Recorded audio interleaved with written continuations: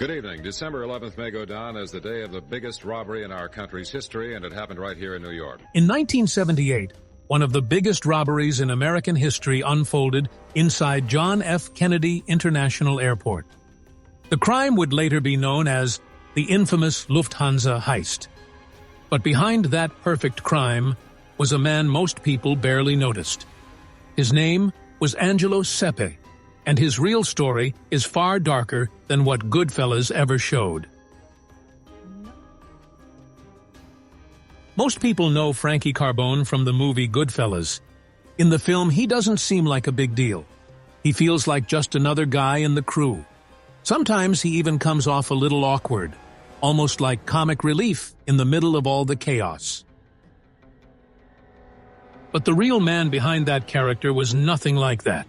In real life, Frankie Carbone was inspired by a mob associate named Angelo Sepe. And the truth about Sepe is a lot darker than what the movie showed. Inside the Mafia world, he wasn't the goofy guy in the background. The fuck you looking at? Come on, make that coffee to go. Let's go. Hey, so go over here. Money. What the fuck you doing? It's a joke, a joke. Put the fucking pot down. You gonna take coffee?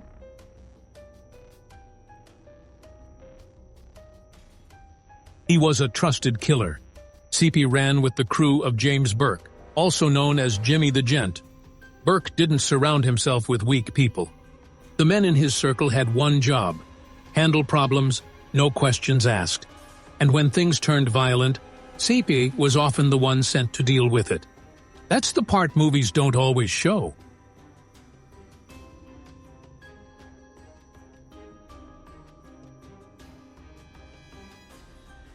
Hollywood turned Frankie Carbone into a smaller character, someone easy to overlook. But the real man behind that name had a reputation that made people nervous.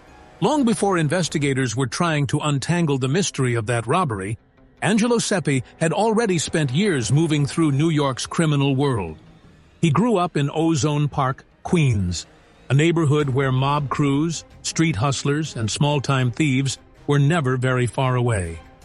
For a lot of young men in that area, during the 1960s and 70s, crime wasn't something distant. It was part of everyday life. Sepe slipped into that world early.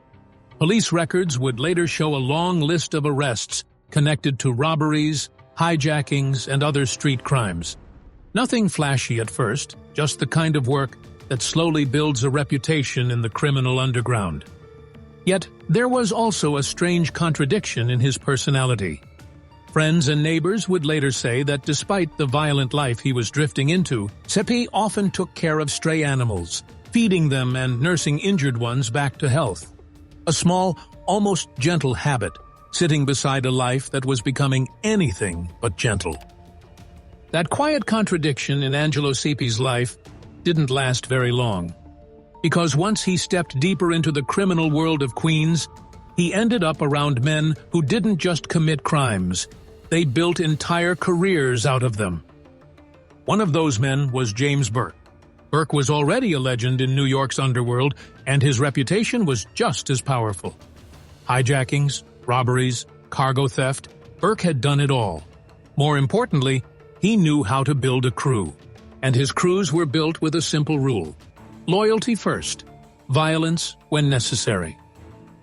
Burke had a sharp eye for people who could be useful. Young men who didn't ask too many questions, who stayed calm under pressure, and who could handle the darker side of the business. Sep quickly proved he was one of them. Before long, he was running jobs with Burke's group, stealing cargo and moving stolen goods through the city's underground networks. And he wasn't alone.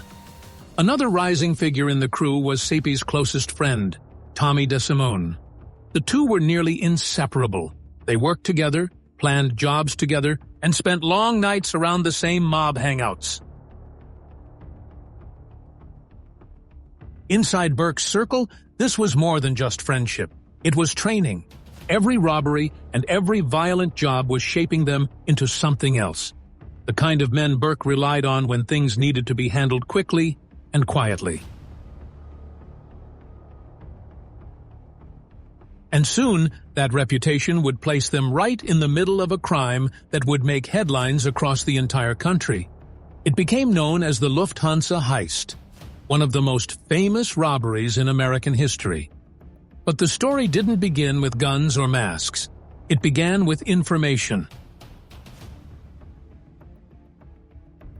Inside John F. Kennedy International Airport, a cargo supervisor named Louis Werner had a problem. Werner had built up serious gambling debts, and he needed a way out. So he turned to the underworld. The tip he gave them was simple but powerful. Large amounts of cash were regularly stored inside the airport's Lufthansa cargo vault. Millions of dollars passed through that room every week, waiting to be transported. But there was a weakness. What if millions of dollars were left sitting in that vault for longer than they were supposed to? That was exactly the opportunity James Burke and his crew were looking for. Werner helped arrange a delay involving a Brinks armored transport schedule. With the timing shifted, millions of dollars would remain inside the Lufthansa vault over the weekend. That gave Burke's crew a perfect window to strike. Late in December 1978, the plan moved forward. A small team of men entered the cargo building at JFK. The operation was fast, controlled, and carefully planned. Security guards were tied up, employees were forced to cooperate, and the vault was opened. Among the criminals connected to the job were members of Burke's trusted crew, including Angelo Sepe, who had already proven himself reliable in earlier robberies. The entire operation moved quickly, and in less than 30 minutes, the crew walked out with nearly $6 million in cash and jewelry, an enormous amount of money at the time. For a moment, it looked like the perfect crime.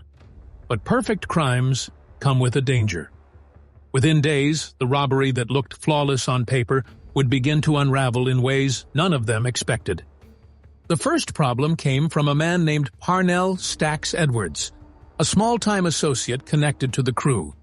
His job after the robbery was simple: get rid of the getaway van used during the heist. Burn it, dump it, make it disappear.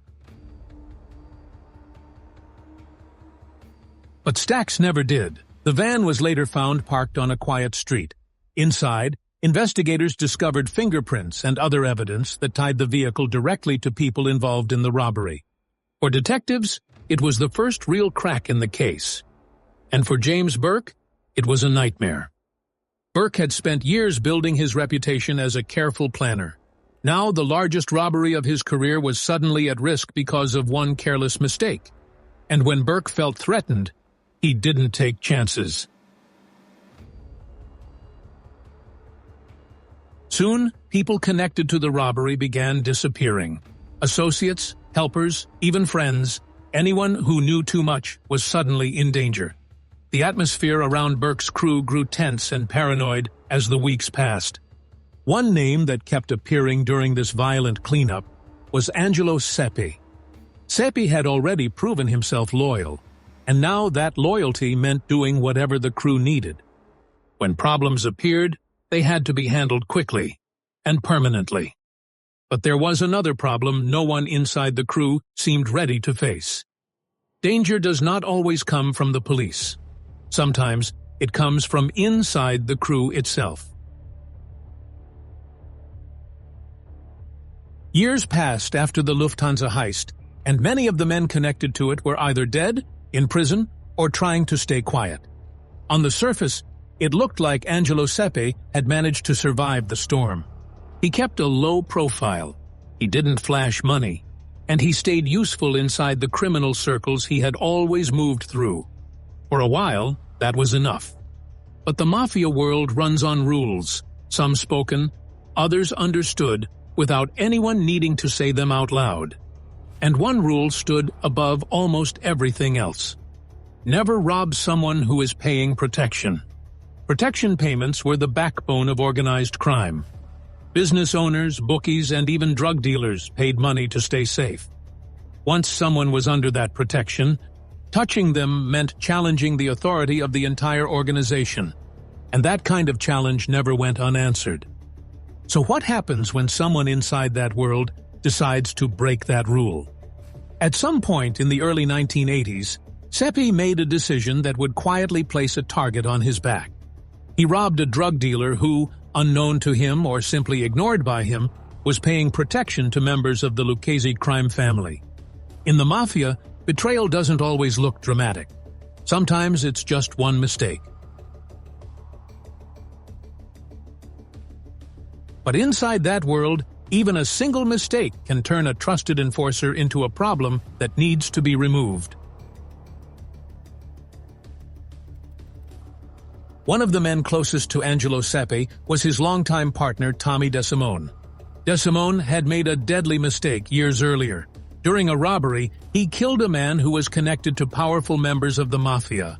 The killing was unauthorized, and in that world, that kind of action doesn't get forgotten. Eventually, the order came down. DeSimone was called to what he believed would be a ceremony to officially become a made man. Instead, he walked straight into an execution arranged by the mob.